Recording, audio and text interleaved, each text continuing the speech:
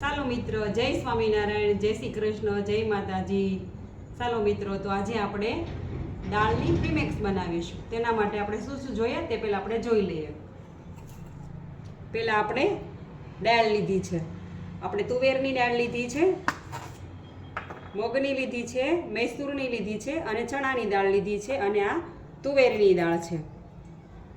તેના માટે આપણે જોશે આદુ મરચી, લીલા ધાણા, ઘી, ગરમ મસાલો, સૂંઠ પાવડર, દળેલી ખાંડ, આમચૂર પાવડર, એ પણ આપણો ઘરે જ બનાવેલો છે આમચૂર પાવડર, કસૂરી મેથી અને વઘાર કરવા માટે આ તમાલપત્ર છે, લાલ મરચાંના કટકા છે અને લીમડાના પાન છે અને મીઠું, આ રેગ્યુલર મસાલા છે અને તેલ છે. સૌથી પહેલાં આપણે દાળને ચેકી લઈશું. એના માટે આપણે ગેસ ચાલુ કરીશું.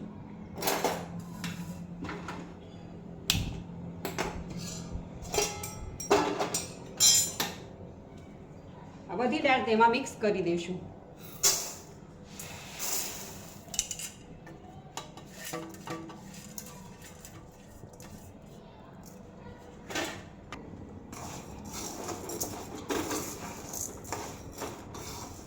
હવે આપણે દાળને મિક્સ કરીને હલાવતા જઈશું.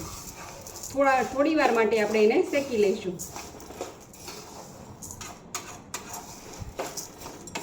દાળને પહેલાં આપણે ધોઈને સૂકવેલી છે અને સુકાઈ ગઈ પછી આપણે એને શેકશું. ધીમા ગેસ ઉપર આપણે એને શેકી લઈશું. શેકાઈ જાય અને ઠંડી થઈ જાય ને પછી આપણે એને મિક્સરમાં દળી લઈશું.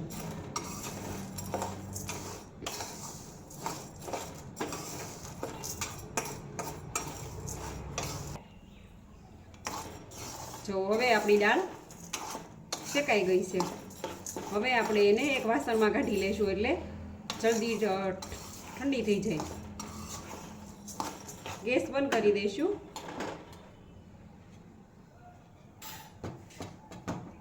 અને આપણે એક વાસણમાં કાઢી લઈશું.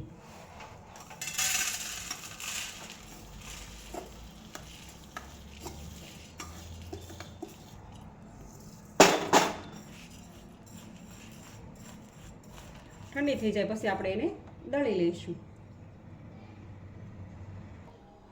હવે આપણે મિક્સરમાં દાળ લઈ લીધી છે અને આપણે હવે દળી લઈશું.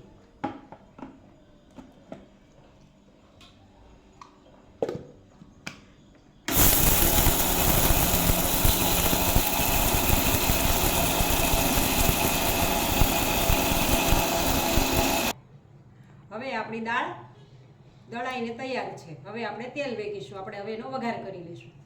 આપણે તેલ મૂક્યું છે, એમાં આપણે 1 ટેબલ સ્પૂન ઘી લઈશું.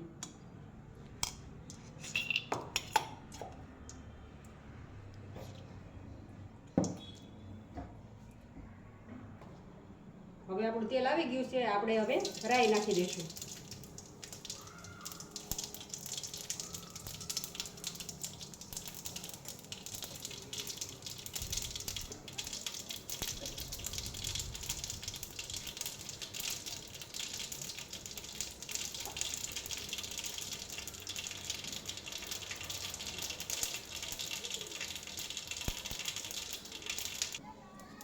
હવે આપણે એમાં જીરું નાખીશું. 1 ટેબલ સ્પૂન જીરું નાખીશું.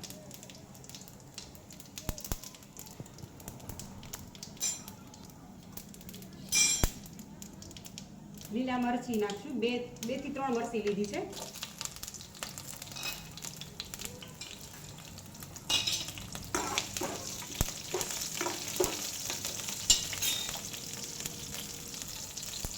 બાદિયા, લવિંગ અને તજ નાખશું.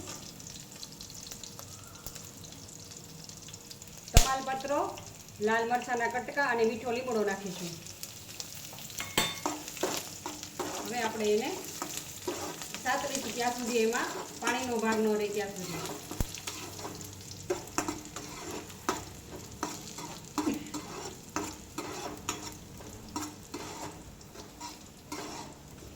હવે આપણે એમાં લીલા ધાણા નાખી દઈશું.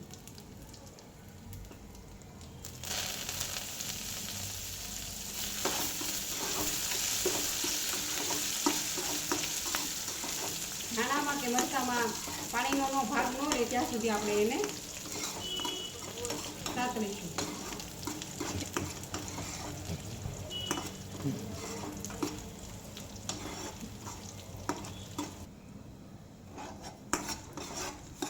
આપણું મરચાં અને ધાણા છે ને એકદમ તળાઈ ગયા છે. હવે આપણે એમાં જે દાળ દળી હતી આપણે હવે એમાં એ નાખી દઈશું. આપણે નાખીને હલાવી લઈશું.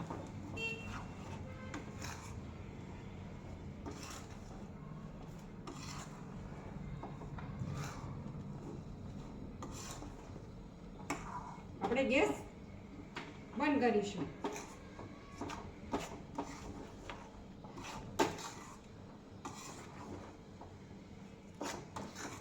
ગેસ નીચેથી ઉતારી લઈશું. આપણે હવે આપણે આમાં બધા મસાલા કરીશું.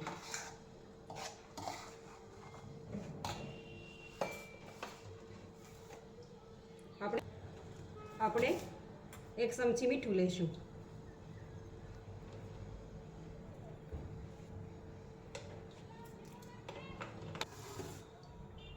આપણે 1 ટેબલસ્પૂન દળેલી સાકર લઈશું.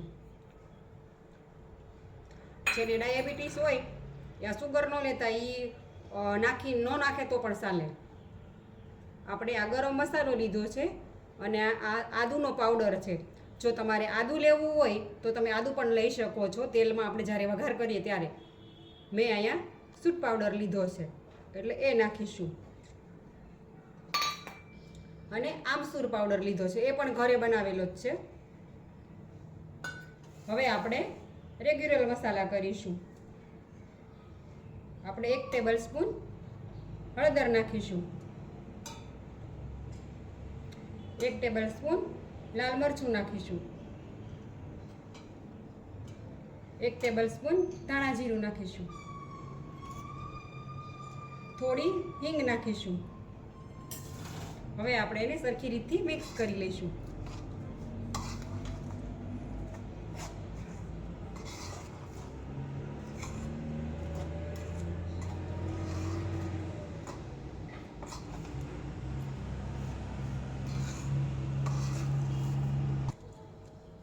જો આપણું દાળનું પ્રીમિક્સ તૈયાર છે. બરાબર.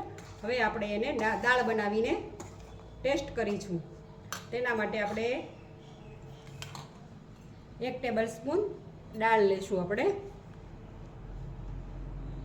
અને એમાં આપણે ગરમ પાણી નાખીશું. તેમાં આપણે ગરમ પાણી નાખીશું. અને જો તમે ઠંડુ પાણી નાખો તો તમે એને ગેસ ઉપર 2 મિનિટ ઉકાળી પણ શકો છો. આપણે એમાં ગરમ પાણી નાખ્યું છે. પછી આપણે એને સરખી રીતથી મિક્સ કરી લઈશું.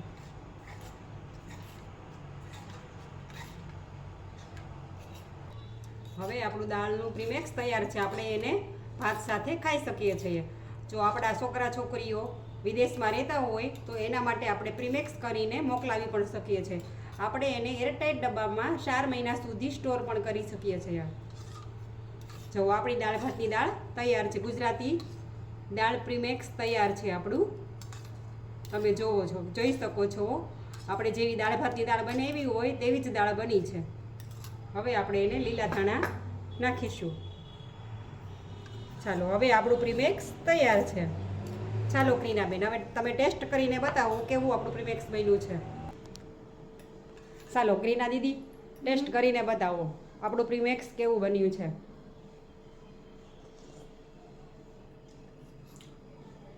બહુ મસ્ત બની છે. દાળ ભાતની દાળ એવું જ મસ્ત બન્યું. તમારે પણ પ્રીમિક્સ પીવું હોય તો ઘરે વહી આવો.